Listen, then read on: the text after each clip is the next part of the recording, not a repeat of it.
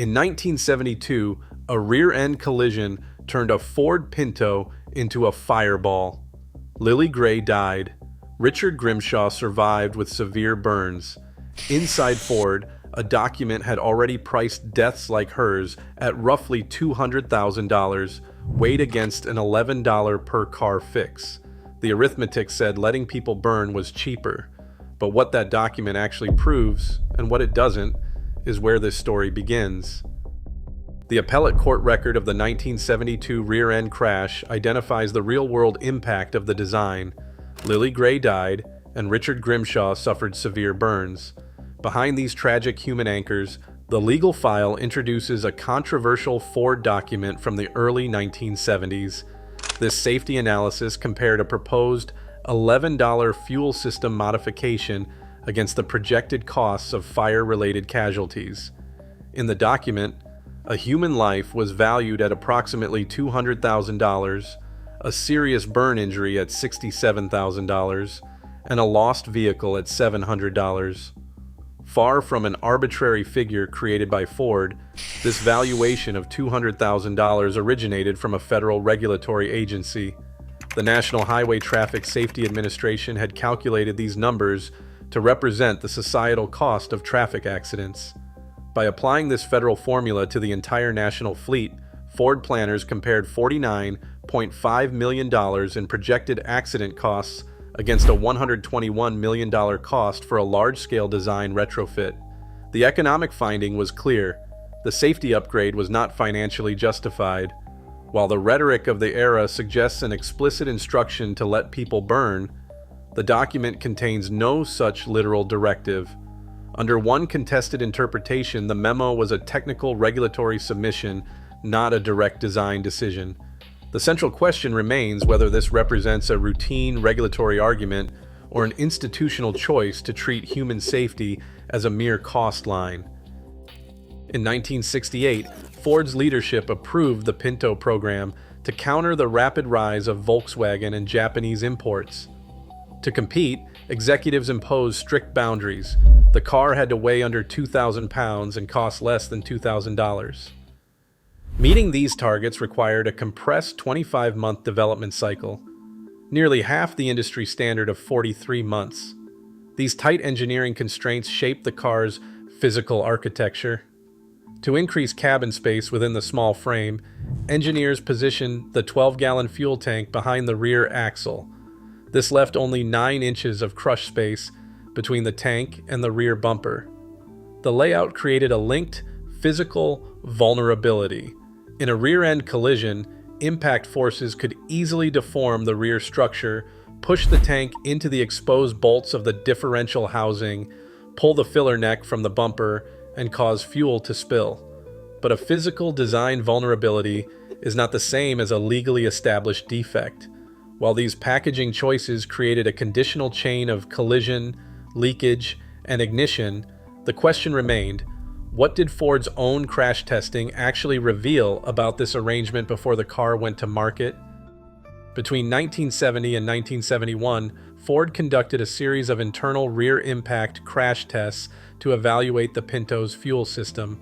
These tests were highly specific, utilizing fixed barrier, moving barrier, and mechanical sled simulations.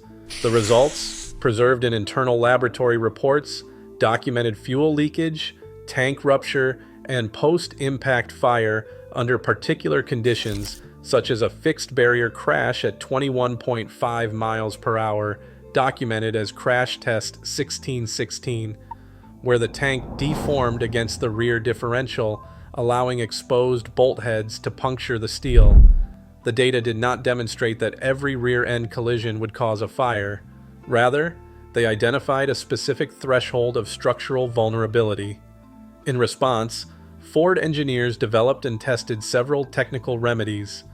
In December 1970, and again in January 1971, tests of a prototype rubber bladder liner proved it could contain fuel even when the outer metal tank ruptured.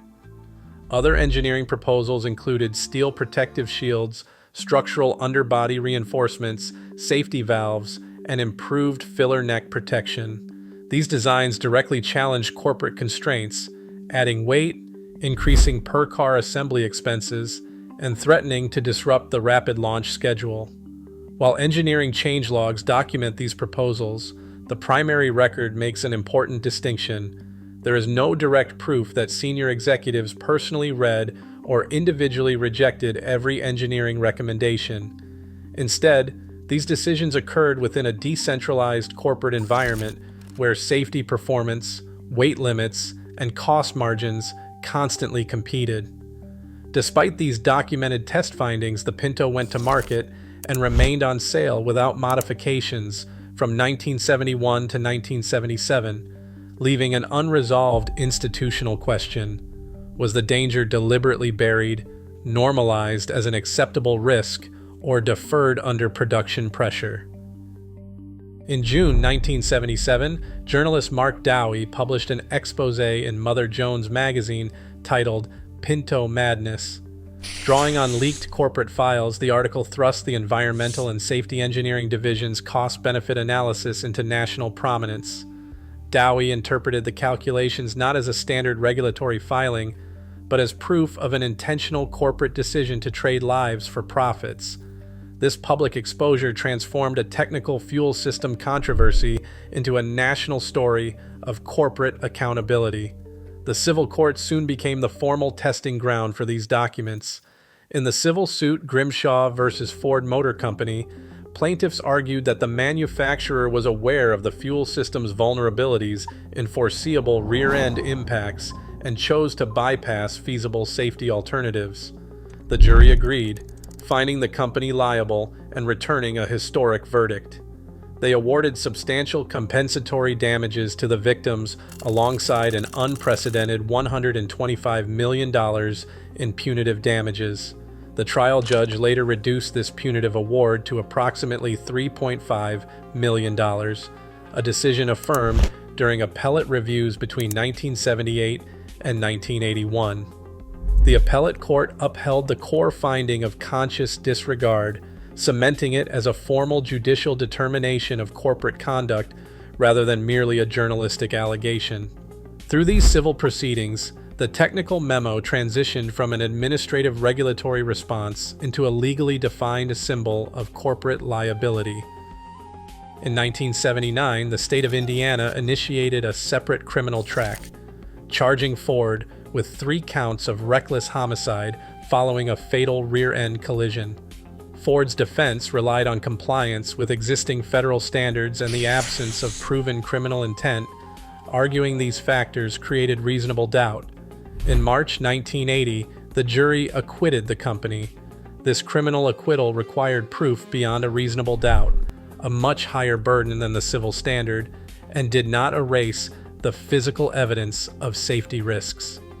Meanwhile, federal regulators pursued their own administrative path.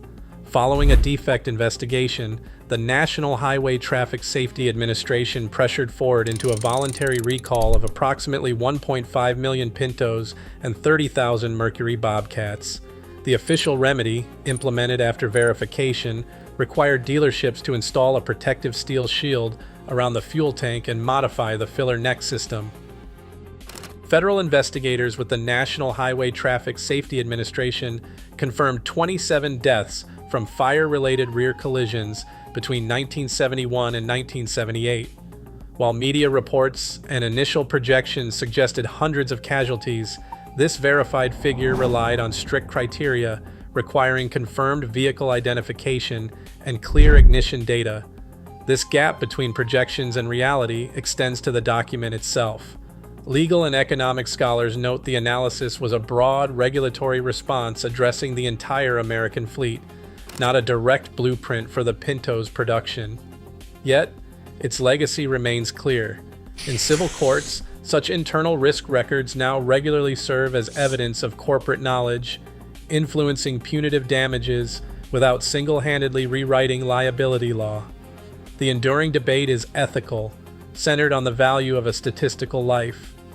There is a distinct boundary between a government agency calculating population risk for public policy and a corporation accepting a known vulnerability because settling lawsuits appears more economical than redesign.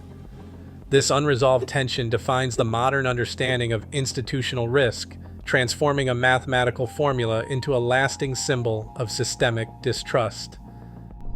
Today, this mathematical tension isn't obsolete, it's systemic. Modern algorithms quietly balance corporate liability against public safety every day. The Pinto's legacy isn't a single recalled car, but the ongoing, silent calculations deciding what a human life is worth. Let us know your thoughts below.